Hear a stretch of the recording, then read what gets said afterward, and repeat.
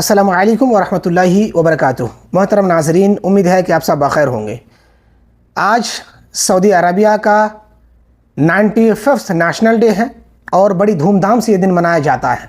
मैं आज आपको ये बताने वाला हूँ कि सऊदी अरबिया का जो नेशनल डे है वो कब मनाया जाता है और किस लिए मनाया जाता है और क्यों मनाया जाता है, और ये भी बताएंगे कि नेशनल डे और फाउंडेशन डे क्या दोनों अलग अलग हैं, और अगर अलग अलग है तो फिर फाउंडेशन डे कब मनाया जाता है, क्यों मनाया जाता है। हम मुख्तसर तौर पर इसके बारे में बताने की कोशिश करेंगे। सऊदी हुकूमत को मिन जुमला बुनियादी तौर पर आप 3 हिस्सों में तकसीम कर सकते हैं। पहली सऊदी हुकूमत, दूसरी सऊदी हुकूमत और तीसरी यानी आखिरी जो अभी मौजूदा गवर्नमेंट है, तीसरी सऊदी हुकूमत। तो पहली सऊदी हुकूमत 1727 को अमीर मोहम्मद बिन सऊद पहली सऊदी हुकूमत की बुनियाद डालते हैं।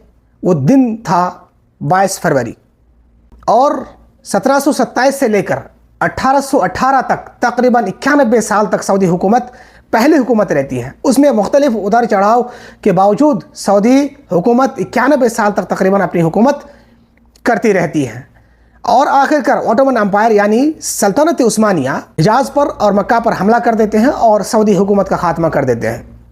हुआ यूँ कि मिस्र के वाली मोहम्मद अली पाशा को जब पता चलता है तो वो अपने बेटे तूसून पाशा को फौज के साथ हिजाज पर, मक्का और मदीना पर हमला करने के लिए भेज देते हैं। उनका बेटा जो तूसून पाशा था वो आते हैं और मदीना से दूरी पर एक जगह है जिसको यम्बू कहते हैं, उस जगह पे आकर अपनी फौज के साथ वो उतरते हैं।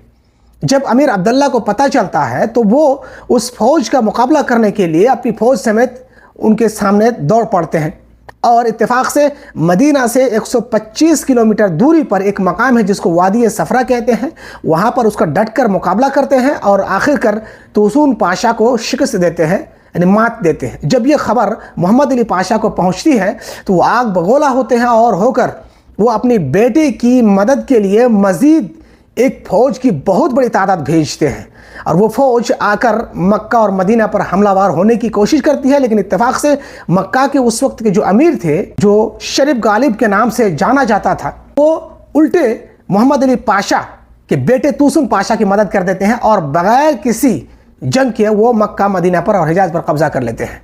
और वो फ़ौज आगे बढ़ती है, कसीम से होते हुए वो दरिया का रुख करती है, और तूसून पाशा जो मोहम्मद अली पाशा का बेटा था वो अमीर अब्दुल्ला से इल्तिजा करते हैं कि अभी जंग हम कुछ देर के लिए, कुछ दिनों के लिए मुअत्तल कर देते हैं।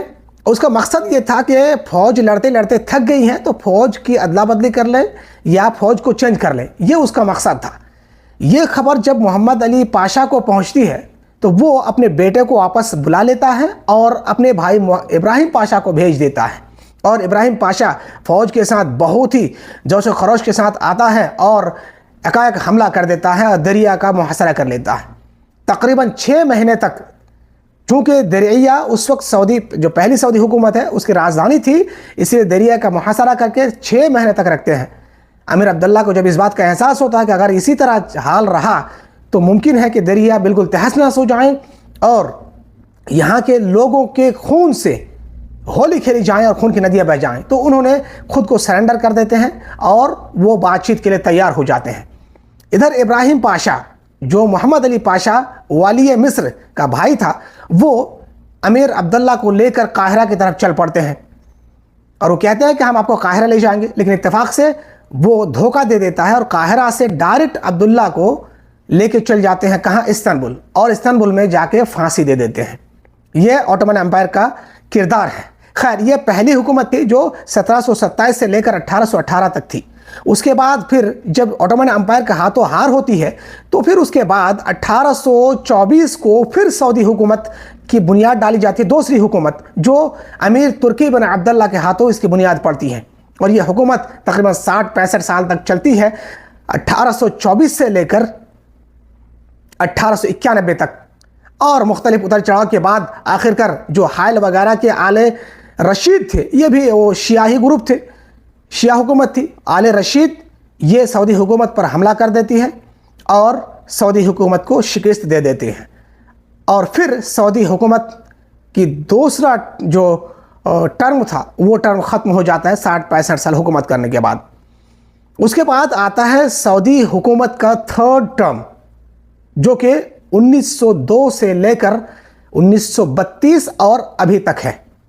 चूँकि 1902 से लेकर 1932 तक नज़्म व नस्क, तंसीख और मिलाने, मुख्तलिफ इलाकों को फतह करके मिलाने का दौर रहा है, इसलिए ज़्यादा खासा इंपॉर्टेंट है। और अमीर अब्दुल अज़ीज़ बिन अब्दुल्ला आल सऊद ये सऊदी अरबिया जो अभी फ़िलहाल है, इसके मुख्तलिफ इलाके को ज़म करते हैं, हिजाज़ और दीगर इलाके नज्द वगैरह को एक साथ मुत्तहिद करते हैं और मुत्तहिद करके 23 सितंबर 1932 को अमीर अब्दुल अज़ीज़ इस मुल्क का एक नया नाम देते हैं और वो नाम है अल ममलकतुल अरबिय्या अस्सऊदिय्या, जिसको किंगडम ऑफ सऊदी अरबिया कहते हैं। और तभी से लेकर आज तक ये दिन नेशनल डे के तौर पर मनाया जाता है और हर साल मनाया जाता है।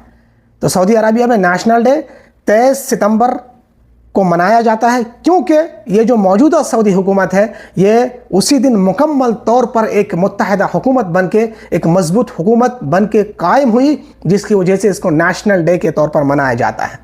जहाँ तक फाउंडेशन डे की बात है, तो फाउंडेशन डे जैसे कि पहले मैंने बताया, अमीर मोहम्मद बिन सऊद ने सबसे पहले सऊदी हुकूमत की बुनियाद रखी थी और वो दिन था 22 फरवरी 1727। उस दिन को फाउंडेशन डे के तौर पर मनाया जाता है, यानी यौम तासीस के तौर पर मनाया जाता है। वो दिन भी छुट्टी रहती है।